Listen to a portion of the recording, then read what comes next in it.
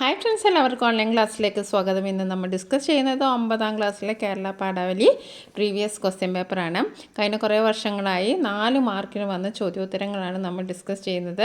കേരള പാഠാവലിയുമായി ബന്ധപ്പെട്ട 2 question paper discussion upload ചെയ്തിട്ടുണ്ട്. അതിൻ്റെ ലിങ്ക് ഡിസ്ക്രിപ്ഷൻ ബോക്സിൽ കൊടുക്കാം.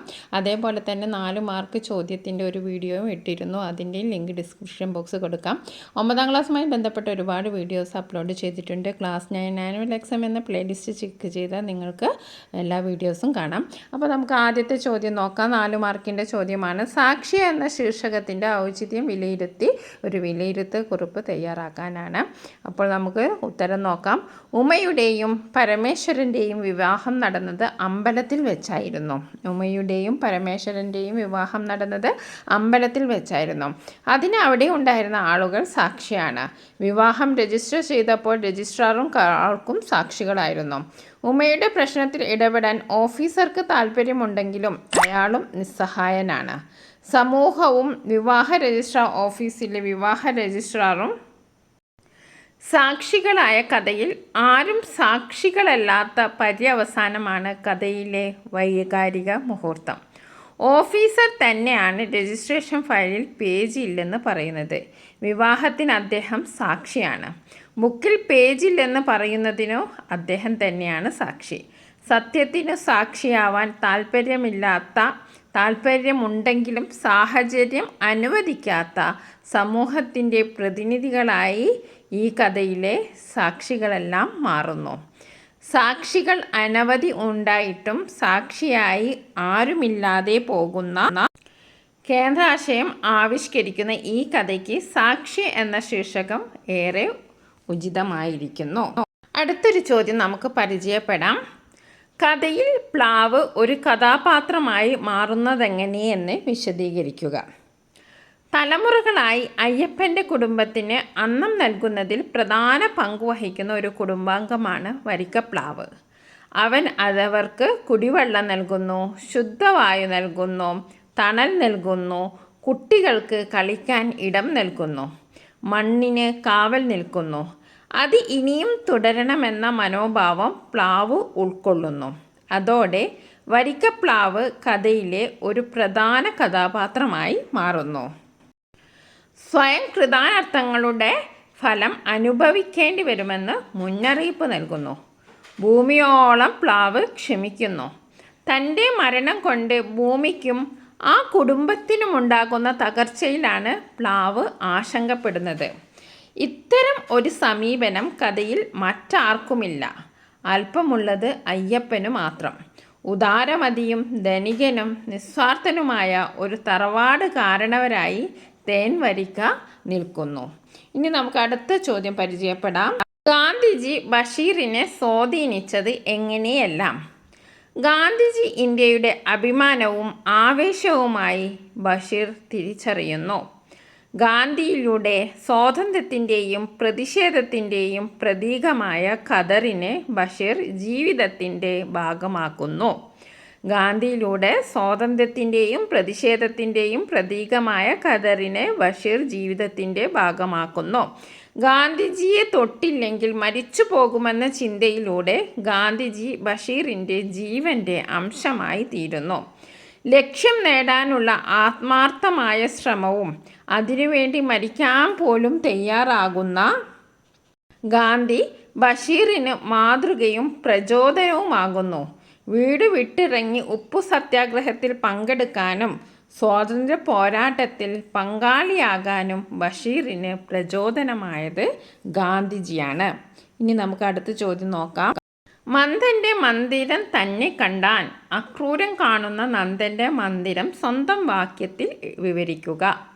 സായാഹ്ന കാലത്താണ് അക്രൂരൻ അമ്പാടിയിലെത്തിയത്. അദ്ദേഹം കണ്ണൻ്റെ പാദമുദ്ര പതിന മുറ്റത്ത് സാഷ്ടാംഗം നമസ്കരിച്ചു. ആനന്ദത്തോടെ കണ്ണൻ്റെ ഭവനത്തിലേക്ക് കണ്ണുകൾ അയച്ചു.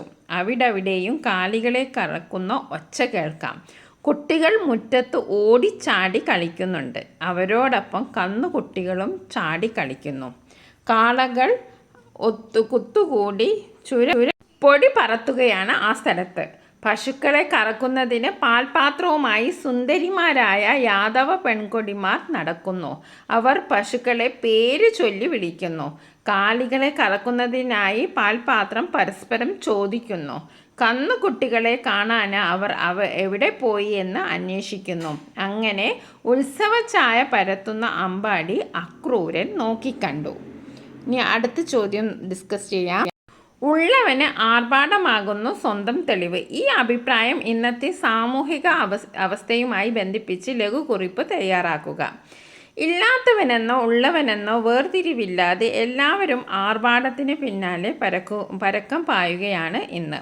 ദരിദ്രൻ കടം വാങ്ങി ബംഗ്ലാവിന് തുല്യമായ വീട് പണിയുന്നതും ഒടുവിൽ കടം വീട്ടാനാവാതെ നെട്ടോടമോടുന്നതുമെല്ലാം നമ്മുടെ നാട്ടിലെ ചിരപരിചിതമായ കാഴ്ചകളാണ്. ആർഭാടമാണ് സമൂഹത്തിൽ സ്ഥാനമാനങ്ങൾ നേടിത്തരുന്നതെന്ന മിഥ്യാധാരണയാണ് ഇതിനു പിന്നിൽ. പണക്കാരുടെ ആഡംബര ജീവിതത്തോട് മത്സരിച്ച് പാവങ്ങൾ പാപ്പരാകുന്നു. വിവാഹവും പിറന്നാളും പേരിടലും എന്ന് വേണ്ട ആർഭാടം കാണിക്കാൻ കഴിയുന്ന ഏതവസരവും മലയാളികൾ ഇന്ന് ഒഴിവാക്കാറില്ല. മരണാനന്തര ചടങ്ങുകളും ധൂർത്തും ആർഭാടവും കാണിക്കാനുള്ള അവസരമാക്കി മാറ്റിയിരിക്കുന്നു. ആർഭാടം ഒരു ഉന്മാദാവസ്ഥയാണ്. പ്രകൃതി ഭാവങ്ങളുടെ ക്ഷണികതയെ അപേക്ഷിച്ച് കലയുടെ ഭാവം ചിരസ്ഥായി ഭാവമാണ്. ഈ പ്രസ്താവന വിലയിരുത്തുക. പ്രകൃതി നിമിഷം തോറും മാറിക്കൊണ്ടിരിക്കുന്നു. പ്രകൃതിയുടെ ഓരോ ഭാവവും ക്ഷണികമാണ്. നിരന്തരം മാറിക്കൊണ്ടിരിക്കുക എന്നത് പ്രകൃതിയുടെ അടിസ്ഥാന ഭാവമാണ്. പ്രകൃതിയുടെ എല്ലാ ഭാവങ്ങളിലും സൗന്ദര്യം കാണാനാകില്ല. കേവലമായ സൗന്ദര്യം അപൂർവമായി മാത്രമേ പ്രകൃതിയിൽ കാണാൻ കഴിയൂ. എന്നാൽ പ്രകൃതിയുടെ ആ സൗന്ദര്യം ഒരു ചിത്രമായി മാറുമ്പോൾ യഥാർത്ഥ കാഴ്ചയേക്കാൾ സൗന്ദര്യം അതിന് കൈവരുന്നു. അതാണ് കലാസൗന്ദര്യത്തിൻ്റെ മികവ്. ആ ചിത്രത്തിനാകട്ടെ പിന്നീട് യാതൊരു മാറ്റവും സംഭവിക്കില്ല. പ്രകൃതിയിൽ ആ സുന്ദര ദൃശ്യം പിന്നീടൊരിക്കലും ഉണ്ടാകണമെന്നില്ല. എന്നാൽ ചിത്രകലയിലൂടെ ആ ദൃശ്യം എന്നും നിലനിൽക്കുന്നതായി മാറുന്നു. ക്ഷണികതയെ ചിരസ്ഥായിയാക്കുകയാണ് കല ചെയ്യുന്നത്. കണ്ണമ്മയോടുള്ള മറ്റുള്ളവരുടെ മനോഭാവം അവൾ എങ്ങനെയാണ് തിരിച്ചറിയുന്നത്? സ്നേഹവും സഹതാപവും ശബ്ദങ്ങളിലൂടെയും സ്പർശനങ്ങളിലൂടെയും അവൾ തിരിച്ചറിയുന്നു. അപ്പോൾ കണ്ണമ്മ എങ്ങനെയാണ് സ്നേഹവും സഹതാപവും ഒക്കെ മനസ്സിലാക്കുന്നത്? ശബ്ദങ്ങളിലൂടെയും സ്പർശനങ്ങളിലൂടെയുമാണ് അവൾ തിരിച്ചറിയുന്നത്. മറ്റുള്ളവർക്ക് തന്നോടുള്ള സഹതാപം അവരുടെ നെടുവീർപ്പുകളിലൂടെ അവർ അറിയുന്നു. അപ്പോൾ സഹതാപം വാങ്ങിച്ചാൽ അത് നെടുവീർപ്പിലൂടെ മനസ്സിലാക്കുന്നു. തൻ്റെ മാനസികാവസ്ഥ മനസ്സിലാക്കാത്ത സിസ്റ്റർ അമ്മയുടെ ശബ്ദം അവൾക്ക് പരുക്കനാണ്. കുപ്പിവളകൾ സമ്മാനിച്ചുകൊണ്ട് അവളുടെ മനസ്സിൽ സന്തോഷം നിറച്ച റോസി മോളുടെ കൈകൾ പൂവിതൾ പോലെ മൃദുലമായി അവൾക്ക് അനുഭവം. ഇന്ത്യ എൻ്റെ അമ്മയല്ലേ? എന്നെ പ്രസവിച്ച എൻ്റെ അമ്മ എന്നെ പ്രതീക്ഷിക്കുന്നത് പോലെ ഭാരതവും എന്നെ പ്രതീക്ഷിക്കുന്നില്ലേ? ഭാരതഭൂമി മരിച്ച എന്നെയും എന്നെ പ്രസവിച്ച എൻ്റെ അമ്മമ്മ ജീവിച്ചിരിക്കുന്ന എന്നെയും. മാതൃസ്നേഹം പോലെ പ്രധാനമാണ് രാജ്യസ്നേഹവും എന്ന് ബഷീർ കരുതിയത് എന്തുകൊണ്ടാണ്? ജീവിത ദുരിതങ്ങളിൽ നിന്ന് കരകയറ്റുവാൻ ഓരോ അമ്മയും മക്കളെ പ്രതീക്ഷിക്കുന്നത് പോലെ മഹാദുരിതത്തിൽ നിന്നും അടിമത്തത്തിൽ നിന്നും രാജ്യത്തെ രക്ഷിച്ച് സമൃദ്ധിയിലേക്ക് നയിക്കാൻ ഭാരതാംബ കാത്തിരിക്കുന്നു. തനിക്ക് വേണ്ടി ജീവിക്കുന്ന മകനെ പെറ്റമ്മ ആഗ്രഹിക്കുമ്പോൾ ജീവൻ ത്യജിച്ചും സ്വാതന്ത്ര്യത്തിന് വേണ്ടി പോരാടുന്ന മകനെ പിറന്ന നാട് ആഗ്രഹിക്കുന്നു. അമ്മയ്ക്കും പിറന്ന നാടിനും ബഷീർ ഒരുപോലെ പ്രാധാന്യം നൽകുന്നു.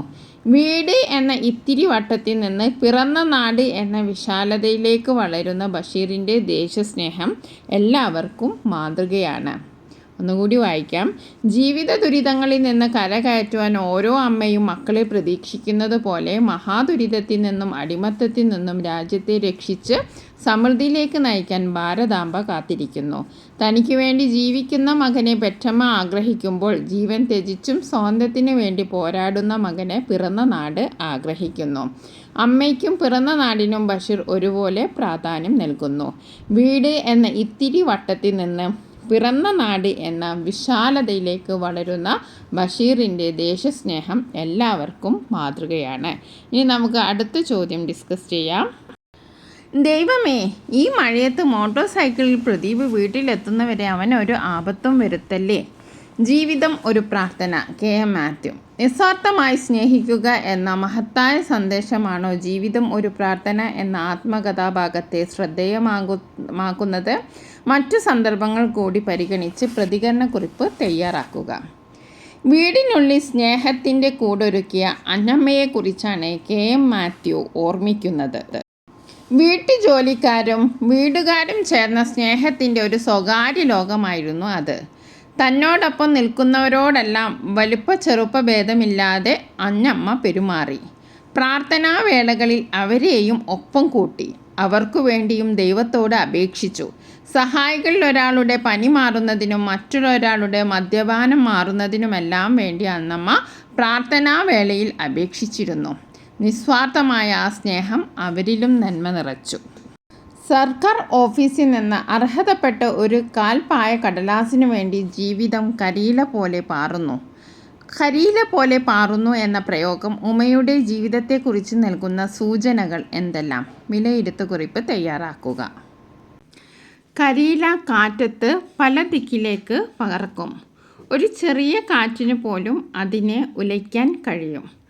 ആരും തുണയില്ലാത്ത ഉമയുടെ അവസ്ഥയും കരിയിലയ്ക്ക് തുല്യമാണ്. മുങ്ങിക്കൊണ്ടിരിക്കുന്ന ജീവിതത്തെ പിടിച്ചു നിർത്താനുള്ള അവസാന കച്ചിത്തിരുമ്പ് എന്ന നിലയ്ക്കാണ് ഉമ വിവാഹ സർട്ടിഫിക്കറ്റിനായി രജിസ്ട്രാർ ഓഫീസിൽ കയറിയിറങ്ങിയത്. ഉമയുടെ ഭർത്താവാകട്ടെ പണം നൽകി ഓഫീസർമാരെ സ്വാധീനിച്ച് അതവർക്ക് കിട്ടാതിരിക്കാനായി പരിശ്രമിക്കുന്നു.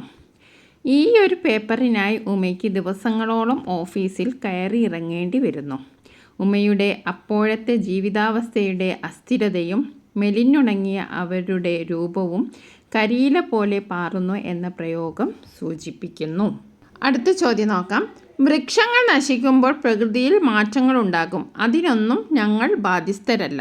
പ്ലാവിൻ്റെ ഈ വാക്കുകൾ സത്യമായി തീർന്നത് എങ്ങനെ? അയ്യപ്പൻ്റെ വീടിൻ്റെയും പറമ്പിൻ്റെയും ഐശ്വര്യമായിരുന്നു തേൻവരിക്ക പ്ലാവ്. മകൻ സുരേന്ദ്രൻ മുറ്റത്തെ പ്ലാവ് വെട്ടി വിറ്റു. പകരം നടുന്നത് കുറേ റബ്ബറാണ്. പ്ലാവിനേക്കാൾ മെച്ചം റബ്ബറാണെന്നയാൾ കരുതി. എന്നാൽ പ്ലാവ് ഇല്ലാതായതോടെ ആ പറമ്പിലെ ഉറവയും ഇല്ലാതാകുന്നു. കുടിക്കാൻ വെള്ളമില്ലാന് അയലത്തെ പറമ്പിൽ നിന്നാണ് വെള്ളം കൊണ്ടുവരുന്നത്. വേനലിനൊടുവിൽ മഴ പെയ്തു. മണ്ണിനെ തടുത്തു നിർത്താൻ വേരില്ലാത്തതിനാൽ മുറ്റം ഇടിഞ്ഞു. റബ്ബർ തൈകൾ കടപുഴകി വീണു. പ്ലാവ് നശിച്ചതോടെ ഇല്ലാതായത് ആ പറമ്പിൻ്റെ ഫലഭൂയിഷ്ഠതയും നീരുറവയും എല്ലാം. വർഷ ചോദ്യപേപ്പറുകളിൽ വന്ന 4 മാർക്കിൻ്റെ ചോദ്യങ്ങളാണ് ഈ 2 വീഡിയോകളിലായിട്ട് നമ്മൾ ചാനലിൽ പബ്ലിഷ് ചെയ്തത്. അപ്പോൾ കാണാത്തവർ കാണുക. താങ്ക്